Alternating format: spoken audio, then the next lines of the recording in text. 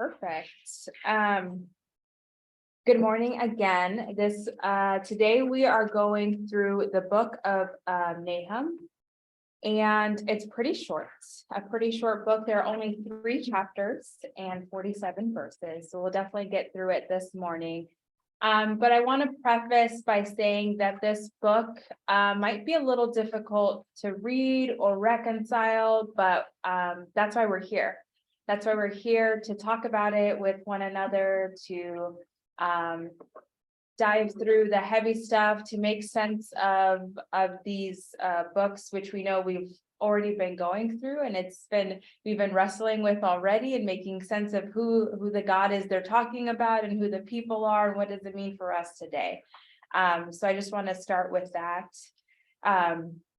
Along with that, a few weeks ago when Pastor Rebecca was going through Jonah and Obadiah, she had this diagram that I pulled from over there, right? The oracles against the nations, because before we got started, Cheryl mentioned that it's not against Israel this time. We're not talking about how terrible Israel was and how they need to repent. We're talking specifically an oracle against the nation of Assyria in Nahum. And the books that follow this are Habakkuk and Zephaniah, which as Obadiah and Jonah and Mike kind of talked about, right? How do you make sense of the relationship between God and these other nations and Israel, right? So that'll definitely continue here, and it'll expand beyond that for sure as we go through this book. So with that, I want to give a little history. I'm going to talk a lot at the beginning here, just because I want to set the scene for this book. Again, because it's not talking against Israel, it's talking against Assyria specifically. So the author, or the supposed author of this book, is the prophet Nahum, a Judean prophet actually from the south. So remember, there was a northern and southern divide, the nation of Israel to the north and the nation of Judah to the south. Okay, so he's from the south, or they're from the south. And again, this specifically focuses on the city of Nineveh, which was the capital city of Assyria. And this was made the capital of Assyria by the king. Oh, I hope I wrote it down somewhere here. Yes, Sennacherib. Sennacherib, thank you. Made Nineveh his capital city, and another king made a huge palace, and again, just lots of wealth was put into this. So you can imagine in most of these times when something like a big palace or wealth is occurring, it's at the expense of other people, right? It's at the expense of slave labor, it's at the expense of the vassal cities, of the tribes that are associated underneath this kingdom, which we'll talk about now actually. So in 721 BCE, the fall of the northern kingdom of Israel happens at the hands of the Assyrian Empire. So at this point, the nation of Judah still stands, but as a vassal state under Assyria. The king at the time is King Hezekiah, and Hezekiah is seen as a good king who helps the nation as they go through this terrible turmoil, right? Even though they're separated, those are still their people, right? Israel is still part of Judah as much as Judah is part of Israel, even though this devastation happens in the northern kingdom. Judah feels its effects. So now they're under the rule of Assyria. And what happens, the next ruler after Hezekiah is one known as the darkest time in Judah, or the kingdom of Israel as a whole, where the king Manasseh is ruling. And they believe that it is because of Manasseh's terrible leadership and ways against God that they end up falling under Assyrian rule. Right, so you have all these moving parts and moving pieces as we enter this book, right? So Assyria eventually falls. We'll get to that in a little bit. Specifically, Nineveh eventually falls, which is, this book is kind of talking about that eventual fall, right? And what happens is Assyria tries to go west. Nineveh is current day Iraq. current day northern Iraq, because that's where they believed Nineveh was. So they try to go west towards Egypt. And they just cannot get Egypt. They have Babylon against them at this point. They have the Medes against them, and the Babylon and the Medes eventually get together, and they are the ones who defeat Assyria. Right? But they're trying to go west. They're trying to, their kings, they have one king who tries and absolutely fails, and then you have another king afterwards who tries to restore them after that devastation against Egypt. And so they're pretty weak at this point. So they're not doing great, but they still are trying to expand, as every empire is, right? So at this point, Nahum is part of Judah, who is under the control of Assyria, under this terrible, evil king. And the kings who go after Manasseh they're not great, not the best, but they're also under rule. So they're not their own kingdom at this point.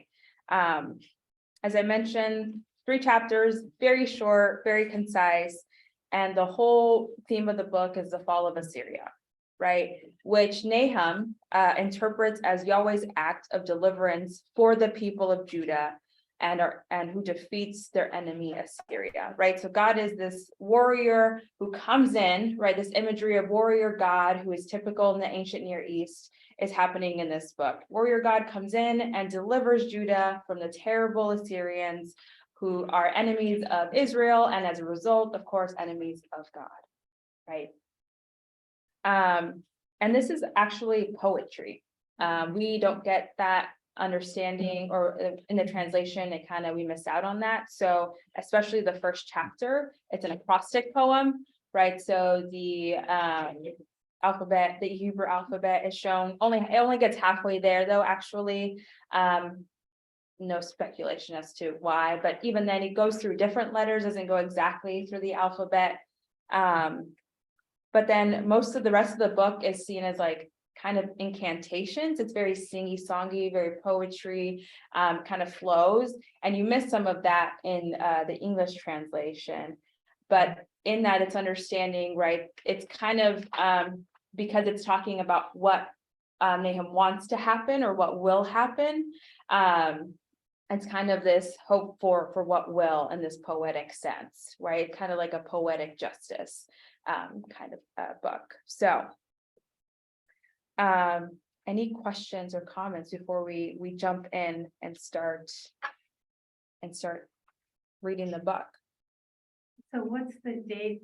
When do they think this was written? Thank you. Yeah. So honestly, they think it's right before the fall of Nineveh. So 612 BCE is the official fall. So they think it happens right before then. There's not like a specific date. So maybe around 610, 609, 5, about plus or minus 5 years, or probably up to 5 years before the actual fall. Yeah. There are some themes, but we'll talk about it at the end because I want to get through it so we understand what's going on. So yeah. A little bit before 612, since it anticipates the fall of Nineveh. All right, so let's get started. Can I have somebody read verses 1 through 8? Larry, do you mind reading verses 1 through 8? Nope. Perfect, thank you. An oracle concerning Nineveh. The book of the vision of Nahum of Elkosh. A jealous and avenging God is the Lord. The Lord is avenging and wrathful. The Lord takes vengeance on his adversaries and rages against his enemies. The Lord is slow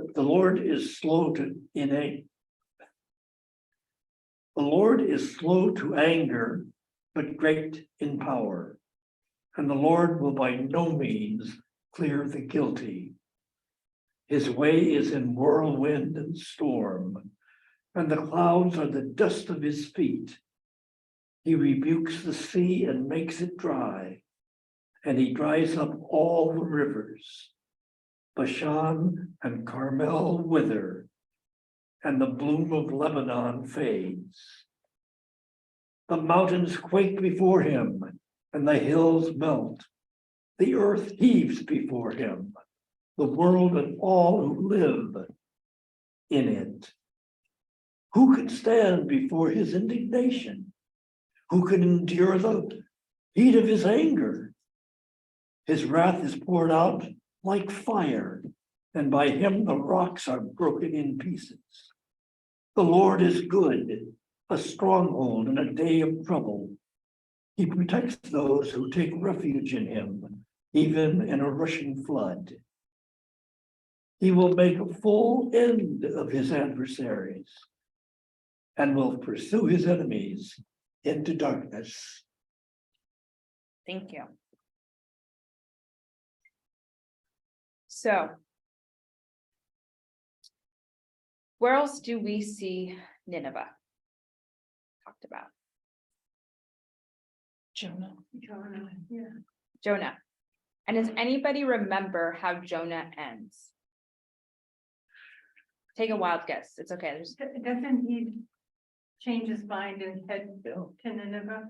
Heads to Nineveh, yes. But so at the end of the book, His mission, and he's upset that it actually succeeds, so he sets up camp where he's for a while.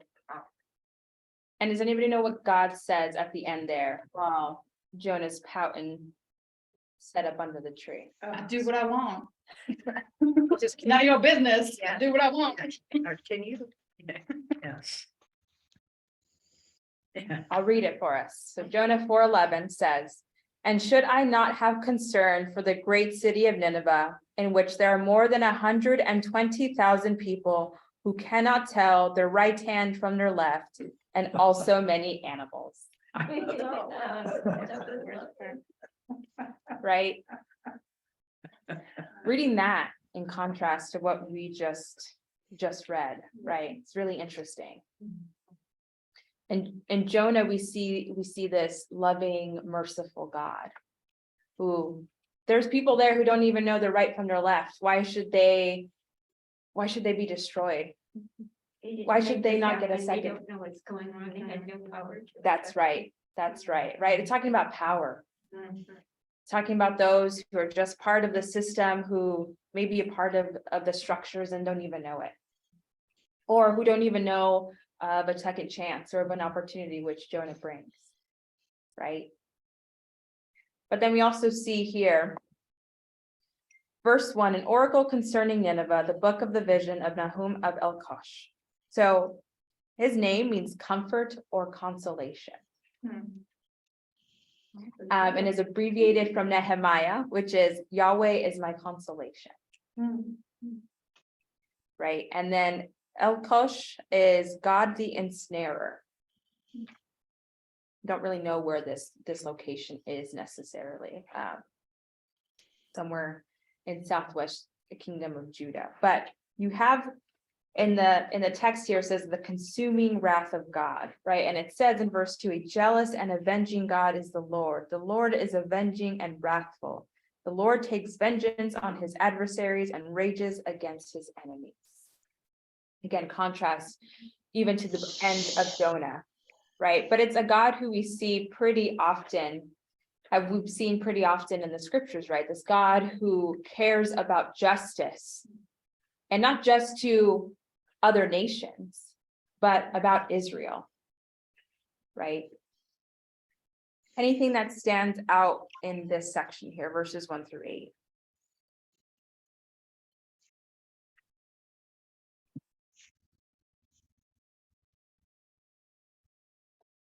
Well, the intense anger. Yeah. Stands out. Yeah. The intense anger, yeah. And then in verse 7, so it reminds everybody that the Lord is good and his strength protects those who seek him. I think verse 11 is kind of interesting. From you, one has gone out who plots evil against the Lord, who counsels wickedness. It's like the rotten apple in the barrel, Yeah, and the communal awareness. I didn't do it. I didn't say it. You stood by while it was being said, kind of. yeah, Complacency is not pleasing. yeah. And I would say that probably specifically also speaks the king Yeah, of Assyria, yeah. right?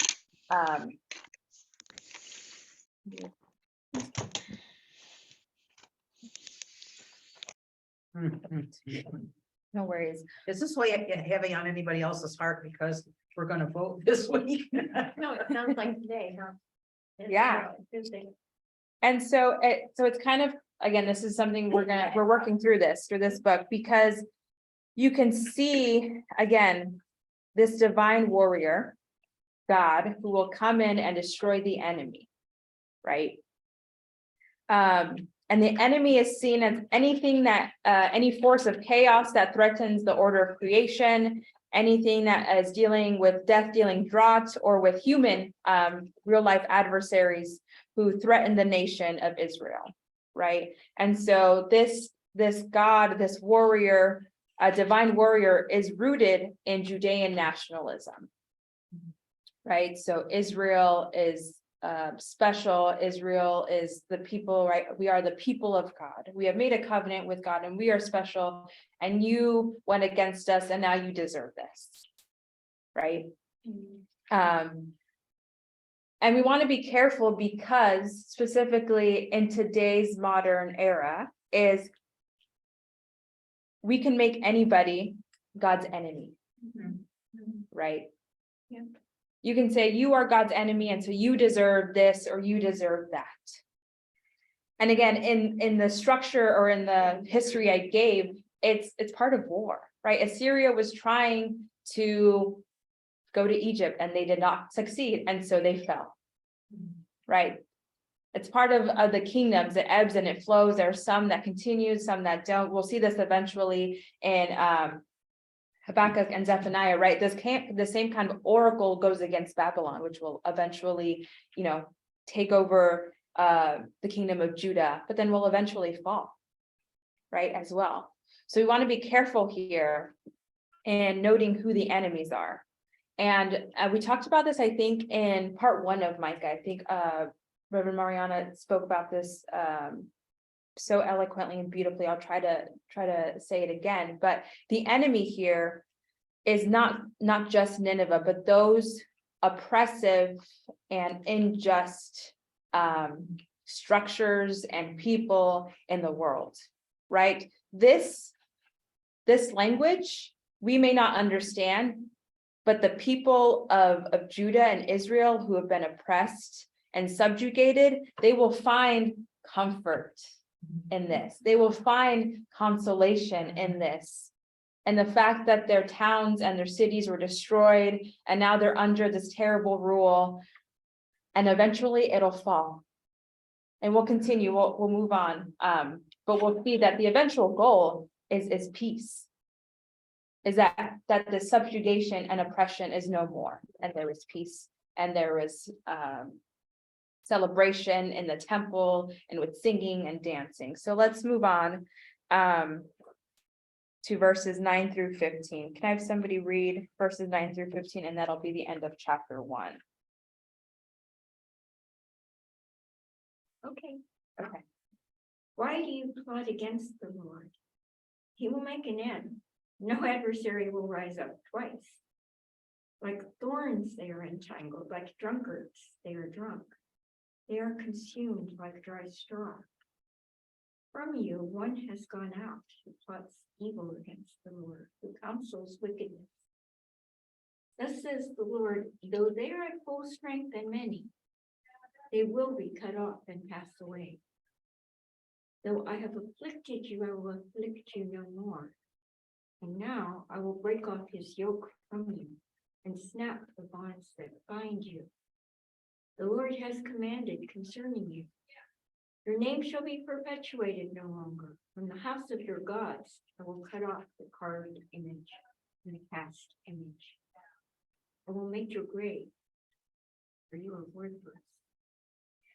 Look, on the mountains the feet of one who brings good tidings, who proclaims peace.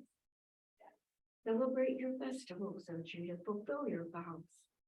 Never again shall the wicked invade you. They are utterly cut off.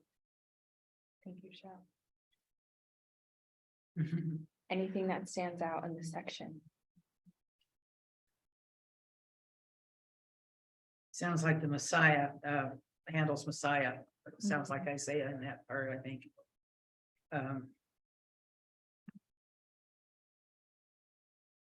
Doesn't that sound familiar? Mhm. Yeah,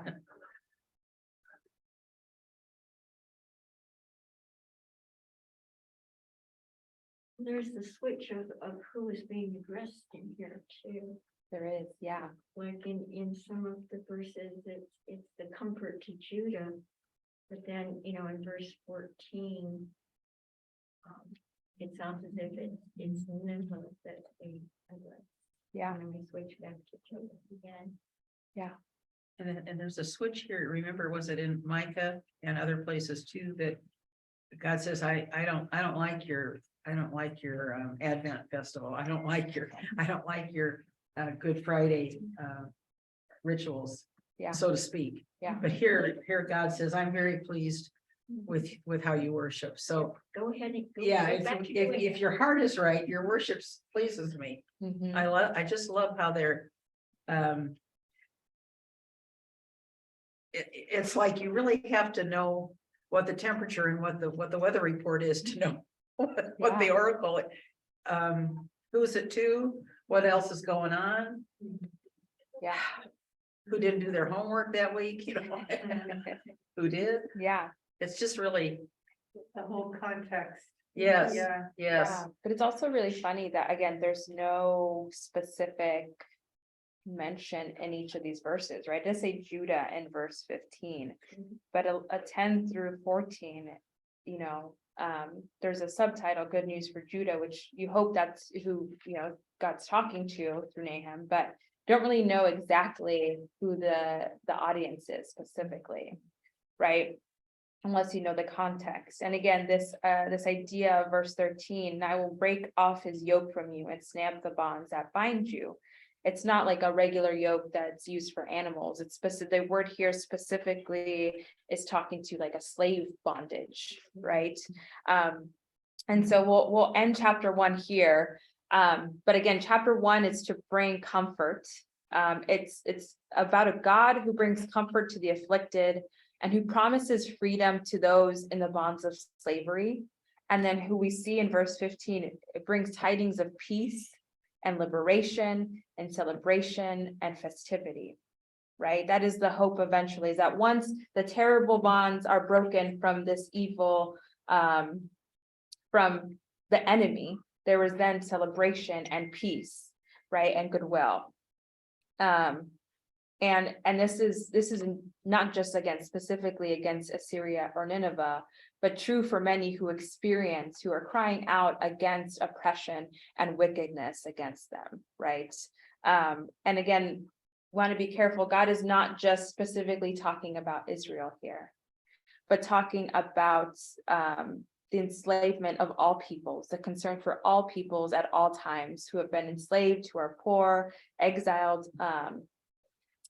at all times and places. So let's move on to chapter 2. The destruction continues in chapter 2. Can somebody read verses 1 through 10? And we'll see some more of the poetic nature in chapter 2, which is really, I think it's really well done. The scholars who read this, it's again, really well-written poetry. And you can feel the emotion, you can feel the anger as you read through this. Does anybody mind reading 1 through 10? I'll do it. Okay, thank you. A shatterer has come up against you. Guard the ramparts, watch the road, gird your loins, collect all your strength. For the Lord is restoring the majesty of Jacob, as well as the majesty of Israel, though ravagers have ravaged them and ruined their branches. The shields of his warriors are red, his soldiers are clothed in crimson. The metal on the chariots flashes on the day when he musters them. The chargers prance, the chariots race madly through the streets. They rush to and fro through the squares. Their appearance is like torches, they dart like lightning. He calls his officers, they stumble as they come forward. They hasten to the wall and the mantelet is set up. The river gates are opened, the palace trembles. It is decreed that the city be exiled. Its slave women led away, moaning like doves and beating their breasts. Nineveh is like a pool whose waters run away. Halt, halt, but no one turns back. Plunder the silver, plunder the gold. There is no end of treasure, an abundance of every precious thing. Devastation, desolation, and destruction. Hearts faint and knees tremble. All loins quake, all faces grow pale. Ooh. Yikes, yeah. I appreciate you speeding up at the end too, as you were reading, you could feel, right? You can feel it coming. Mike did a great job, yeah. Yeah. Oh. Devastation, desolation, and destruction. You get this beautiful imagery. I say beautiful as in you just get this rich imagery, right? You get the sights, the sounds, the emotion, right? In this section. The shield of his warriors are red, his soldiers are clothed in crimson, right? You get this bright red imagery, this expensive dyed what's it called, armor used. The metal on the chariot flashes on the day when he musters them, right? You can imagine the sun reflection on the metal of the chariots that are coming, right? It's blinding. You know what metal sounds like when it hits against one another. You can hear the rumbling, of the chariot, of the wheels right underneath your feet. There's just a lot of chaos going on, right?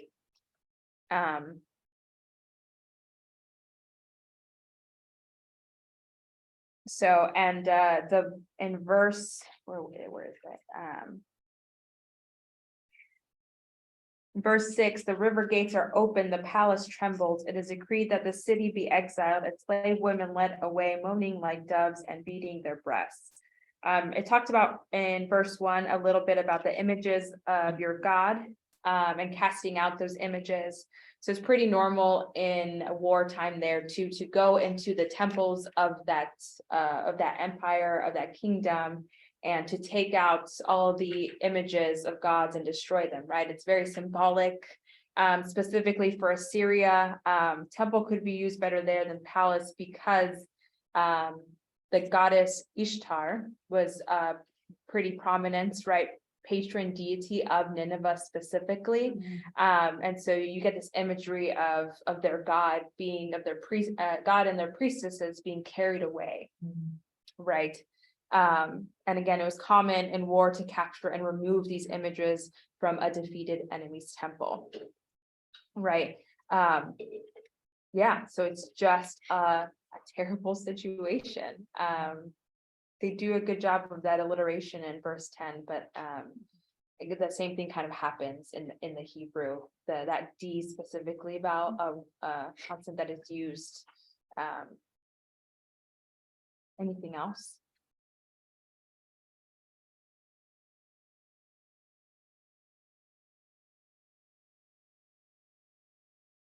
In the Hebrew, it's a B and an M sound. B and an M, Yeah. okay, thank you. Where the D is in verse 10, Mhm, okay. Yeah. Which is a lot of gutturals. So B is bet, or yeah, Mhm. and then M, what is M again in the Hebrew? What is it? Nish. Don't remember. at this Mem. moment. Mem. Yeah. So it'd be used a lot of gutturals from the throat. You could like hear it, kind of the way that again, Mike did a great job at reading it to get that effect. So, all right, I'll read verses 11 through 13, and that'll end the chapter. But it's really, I don't know, it's really funny. It's really ironic. I'll read it and then we'll talk about it. Verse 11, what became of the lion's den, the cave of the young lions where the lion goes, and the lion's cubs with no one to disturb them? The lion has torn enough for his whelps and strangled prey for his lionesses. He has filled his caves with prey and his dens with torn flesh. See, I am against you, says the Lord of hosts. I will burn your chariots in smoke, and the sword shall devour your young lions. I will cut off your prey from the earth, and the voice of your messengers shall be heard no more. Okay. So lions appeared often in Assyrian official art, especially in the palace in Nineveh. And when this palace was created, the king Ashurbanipal, sorry, just really long for me to read. And he was specifically, he was one of the kings at the time that Nahum lived, and specifically boasted about hunting lions. So he was this great lion hunter, and of course, Assyria is this great lion that no one can hunt and destroy. And lions are also ironically, as I talked about a little bit earlier, related to the goddess Ishtar.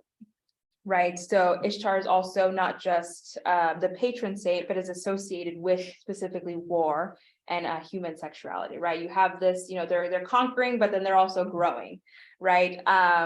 So now it says that the former lion hunter, this is specifically towards the king, is now the prey. The former lion hunter is now the prey. And essentially what this is saying is there is now an end to the destruction and devastation that Assyria used to cause. And it will now instead happen to them as a result. Right? Great use of imagery, great use of turning itself on its head. You get that constant, the oppressor will become oppressed or will be destroyed, will come down from their mountain, from their palace, from their lion's den, and will now instead become the prey. Right? And the gender stereotypes, because we all know that lionesses actually do most of the hunting for the pride. Yes, we do. Yes. And that's one thing that the commentators also wanted to be wary of, also, especially in the verses we read in verse 7 about the slave women led away. I know it could be alluding to Ishtar, but again, of the patriarchal misogynistic culture that we see here. It's part of the time. But we want to, of course, push back against that, right? Women, it's talking about women who cannot be controlled will now be controlled. But again, it's a great image part of war, right? But yeah, thank you for mentioning that. Yeah, I thought about that as I was reading. I was like lionesses are the ones that actually hunt. But you have all these images of lions throughout Assyrian, And that was their culture. particular cultural mythology. of Yep. their culture. Yep. Anything else? Any comments?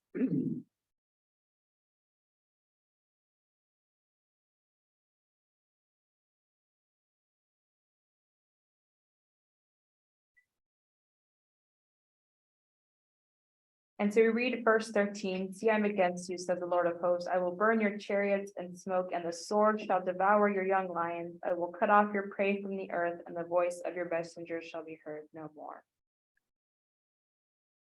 So if your young lions are devoured, you have no future. That's right. Can you say that again? If your young lions are devoured, you have no future. Yes, It's not just Yes. there's destruction now, you have Yes. nothing going on. all Yep. done. There will be no successor to this kingdom. It ends then. I appreciate the commentators talking about, I think in Micah and another book, right? There is this destruction here in the use of the sword and the chariots. But there will still be, as we read, a time when the swords will be beaten into plowshares and spears into pruning hooks, and when lasting peace can happen. Right, so that is the hope. That is the eventual hope that that comes out of all this destruction and devastation. It's not just that, as I mentioned before, it's that hopefully there will come a time of peace where oppression is no more. And even though the sword is used heavily here, it'll eventually be used for the prosperity of the people, of the good of the people. So let's move on to the last chapter here. I'll read verses 1 through 3 to start off, and then we'll go throughout. We'll read the rest of the chapter. Ah, city of bloodshed, utterly deceitful, full of booty, no end to the plunder, the crack of whip and rumble of wheel, galloping horse and bounding chariot, horsemen charging, flashing sword and glittering spear, piles of dead, heaps of corpses, dead bodies without end, they stumble over the bodies. Again, the used here is actually the word woe. So this is part of a woe oracle, woe to you, Assyria, as it ends. And this chapter does not end as beautifully as Jonah does. It will begin and it will end with this tragedy, right? Again, you have this auditory and visual imagery to understand the devastation that has happened, right? The crack of the whip, the rumble of the wheel, the galloping horse, the flashing and glittering of the sword and the spear, and then eventually the dead bodies. Right? There are a lot of literary and dramatic devices in those 3 verses, Yeah, even in the English translation. yeah. Definitely.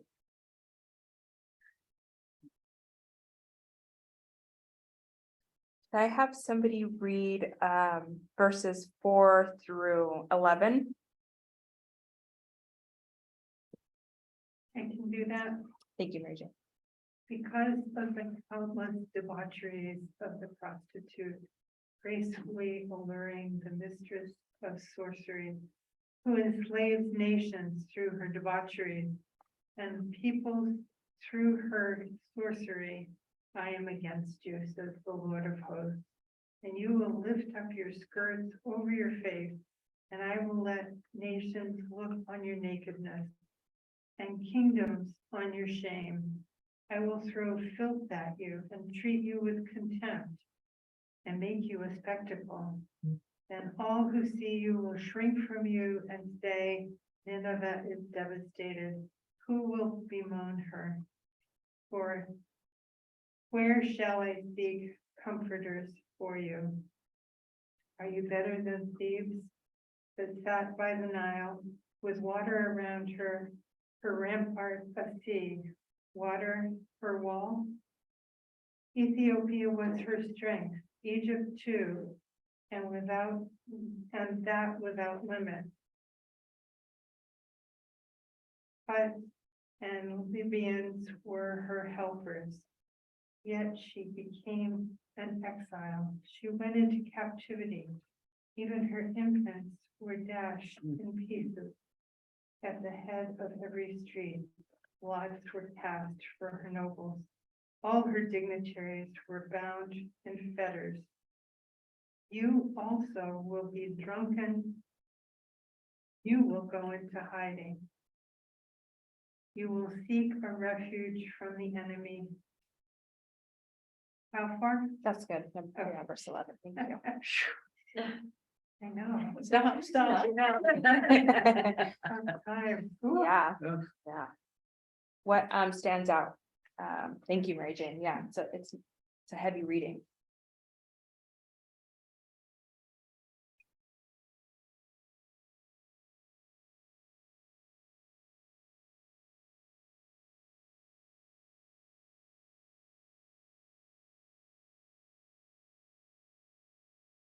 Yeah.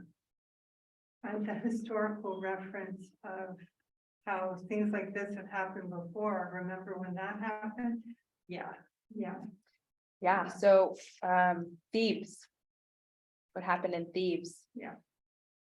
Everything that you read from verse 8 to 10 is what Assyria did to the city of Thebes. Kind of like a what goes around comes around Yeah, kind of verses, really. right? Yeah, and it's terrible. Well, and it's, you thought you were invincible. Yeah. Ha ha.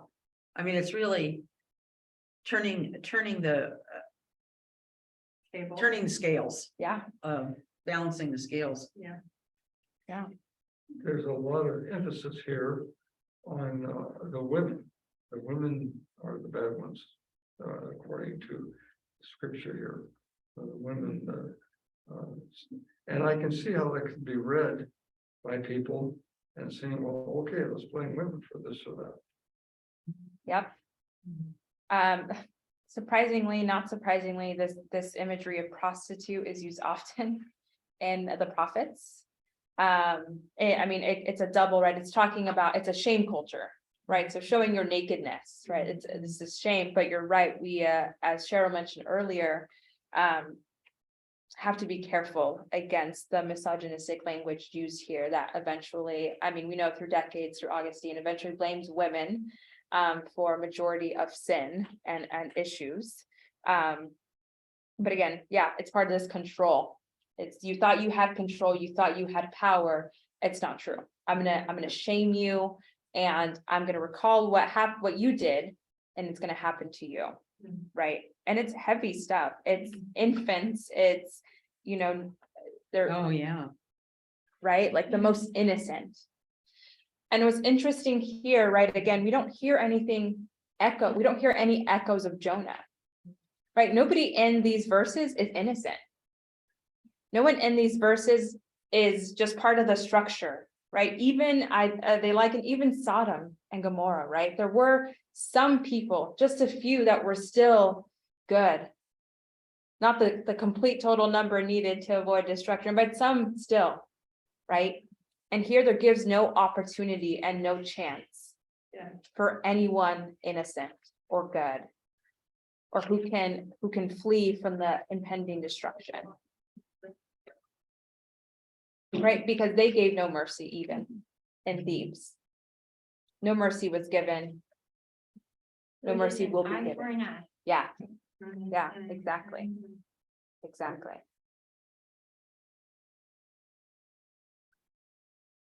All right, let's finish off the chapter, verses 12 through 19. Could I have somebody go ahead and close us out? I'll do that. Thank you, Larry. All your fortresses are like fig trees with first ripe figs. If shaken, they fall into the mouth of the eater. Look at your troops. They are women in your midst. The gates of your land are wide open to your foes. Fire has devoured the bars of your gates. Draw water for the siege. Strengthen your forts.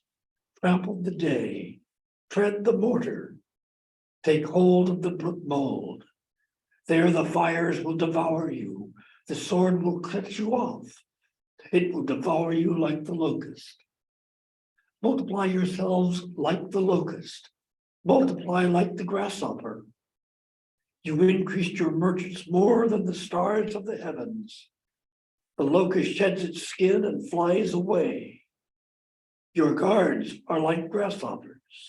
Your scribes like swarms of locusts settling on the fences on a cold day. When the sun rises, they fly away. No one knows where they have gone. Your shepherds are asleep, O king of Assyria. Your nobles slumber. Your people are scattered on the mountains with no one to gather them. There is no assuaging your hurt. Your wound is mortal. All who hear the news about you clap their hands over you. For who has ever escaped your endless cruelty? Thank you.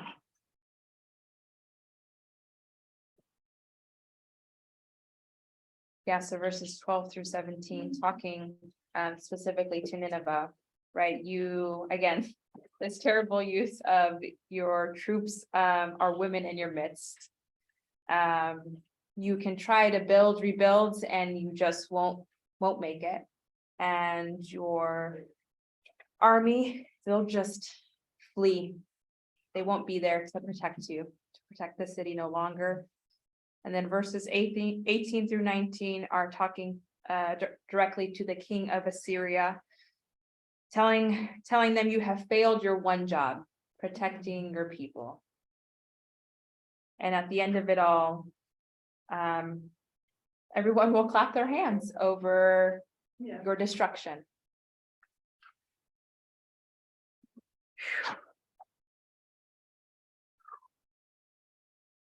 Yeah. There's a note, at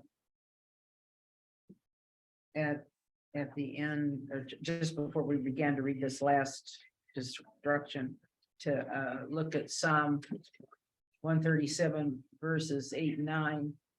O daughter of Babylon, you devastators, happy shall they be who pay you back what you have done to us. Happy shall they be who take your little ones and dash them against the rock. That always worried me in Psalm 137, but when you tie it to it wasn't always the Old Testament God that was vengeful. It was the people of God who were glad to have their day. I mean, after their, it's just a history of war. Yeah. Terrible. Which does not respect women or children. Yeah. It Yeah. also does not respect And women. and children. uses that really as an instrument for the disciplining of women and children in this generation. Well, especially, children, right? As we talked earlier, that means if you destroy the children, you destroy the future of the country, right? It's a theme that continues into the Christian scriptures in the New Testament, right? King Herod, who wants to destroy all the baby boys, right? It's not just Old Testament, and again, it's not just specifically God, it's the people who decide this is the best course of action, right? So, as we and in Psalms it talks to Babylon, so we know that this isn't just Assyria. It'll continue as the fall of Judah and the temple and the exile in Babylon occurs, right? So again, the themes here, we see the avenging wrath of Yahweh addressing Assyrian oppression and abuse of power that Nineveh evokes and does on the rest of the world. There's a lack, again, of distinction between the guilty and the innocent here.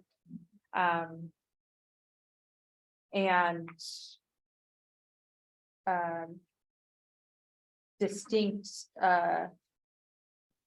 what is it called? Difference between the end of Jonah, right? End of Jonah, again, is love for all of life. And here is the oppressed will no longer get to do the oppressing. There will be consolation for those who have faced who once faced destruction and devastation. Now those who have done so will no longer be able to do so. Any final comments on this book? It'll continue as we move into Habakkuk and Zephaniah, the same oracles against the nations, but this is a heavy read. This is heavy, heavy stuff, and it's hard to reconcile, but it's important to read. I made a comment, maybe my parents did, I can't remember when I was a little kid. And it was that the Old Testament, don't pay much attention to that one. That one's all kinds of bad stuff, but the good New Testament was the Testament really to study. The book study the Old Testament, and I can handle it, I guess. Ah,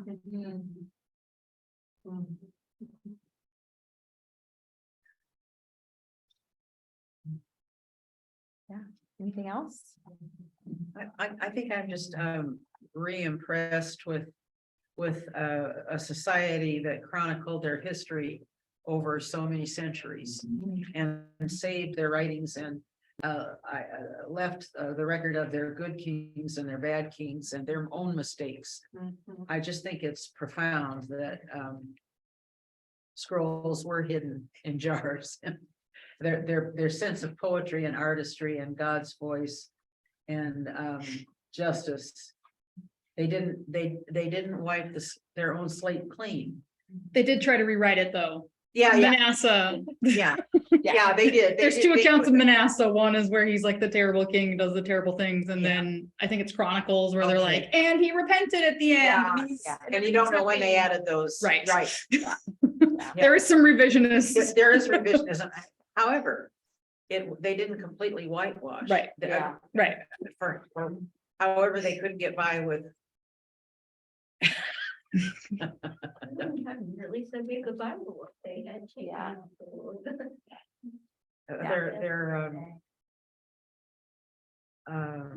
They're honoring the written word. I mean, they're Yeah. prizing. Yeah. And not everybody was literate, but a lot of people were. It wasn't Yeah. just the priests.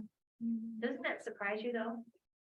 That was a There were- decent amount Yeah. of people who could read above and beyond Uh, the priest.